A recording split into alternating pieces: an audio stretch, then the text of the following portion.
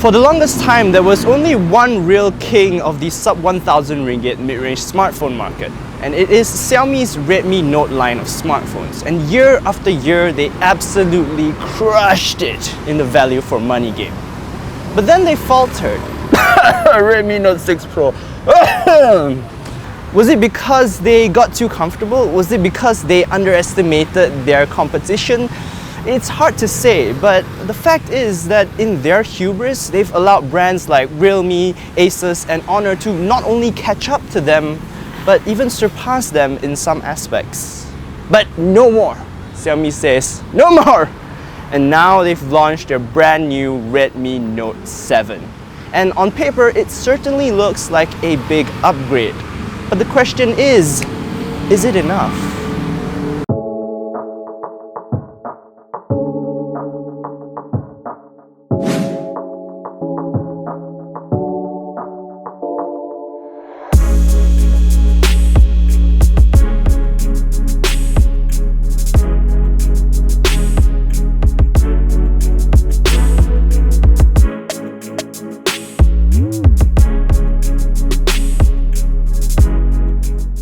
Let's start with everyone's favorite thing, the specs. I'd say that the Redmi Note 7 is definitely a big upgrade over its predecessor. Yes, it still only made it to 4 gigs of RAM, but now at its core, it is powered by an upper mid-range Qualcomm Snapdragon 660 processor clocked at 2.2 GHz instead. And performance in the brief time that I've had with it feels excellent. Then again, I never really felt like the Redmi Note smartphones were ever particularly laggy in day-to-day tasks, though I suspect you'll see some big gains in the mobile gaming department. What's also good is the fact that Xiaomi now offers up to 128 gigs of internal storage, all while keeping the price below 1000 ringgit. Besides that, Xiaomi also kept a lot of what we liked from their previous Redmi Note handsets, including the large 4000 mAh battery and the solid Full HD Plus display. On the Redmi Note 7, the screen is a little bigger, measuring 6.3 inches, and it is protected by Corning's Gorilla Glass 5. But it also comes with a notch, which is something I know a lot of you don't like. It is tiny though, so it doesn't really get in the way. That said, one of the more interesting updates has to be the new 48 megapixel plus 5 megapixel dual camera setup at the back. Now, this has stirred up quite a lot of controversy lately because people are claiming that it's not a true 48 megapixel camera, but that is not entirely true.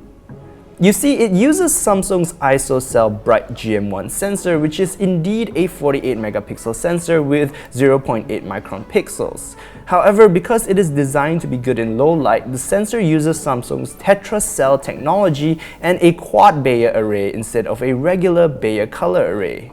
If you didn't understand any of that, don't worry, because I didn't either, until I did a little digging. Basically, the thing about this sensor is that although it has a 48 megapixel sensor, it only works by combining 4 adjacent pixels into one larger 1.6 micron pixel, which results in a 12 megapixel image output.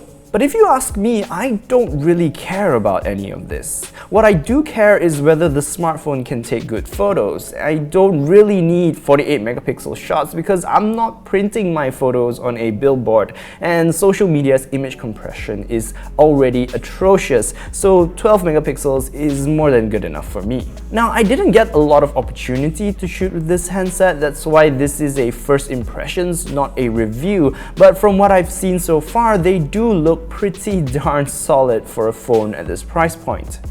Granted, image quality from a smartphone camera at under 1000 ringgit isn't super awesome, so the bar isn't very high to begin with. But the Redmi Note 7 currently looks like it's right up there with the best of them, though I will hold off on giving a final verdict until I've had a chance at a full review.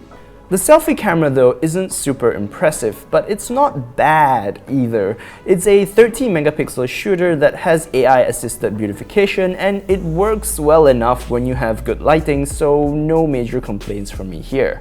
What I definitely liked is how well built the Redmi Note 7 feels. The glass and glossy frame combo coupled with the device's good heft go a long way in making this affordable handset feel premium, feel expensive. And I'll be honest, when I first picked it up, I was convinced that the frame sandwich between the glass panels was a metal one. But after watching another YouTuber tear into it, it's definitely plastic. I have to say though that the phone feels really solid in the hand, so I definitely think that it's an upgrade over its predecessors. But is it more durable in the long run? I honestly don't know. So what do we have here with the new Redmi Note 7? Well, you have a really solid, well-built smartphone with a lot of the kind of specs that you come to expect from a device at this price point. But the problem for me is that I was honestly expecting a little more. I was expecting the Redmi Note 7 to once again be the clear winner like so many of its predecessors were. But it's not. I mean, let's look at the Redmi Note 7's prices. So there are three memory configurations available. You have the base model with 3 gigs of RAM and 32 gigs of storage, which is priced at 679 ringgit. Then you have the mid-spec, which has 4 gigs of RAM and 64 gigs of internal storage, priced at 799 ringgit. And then you have the top spec variant with 4 gigs of RAM and 128 gigs of storage, which is priced at 949 ringgit. So it's got roughly the same specs as many of its competitors, but it loses out in terms of memory to devices like the Realme 2 Pro, which offer up to 8 gigs of RAM at an even more affordable price point.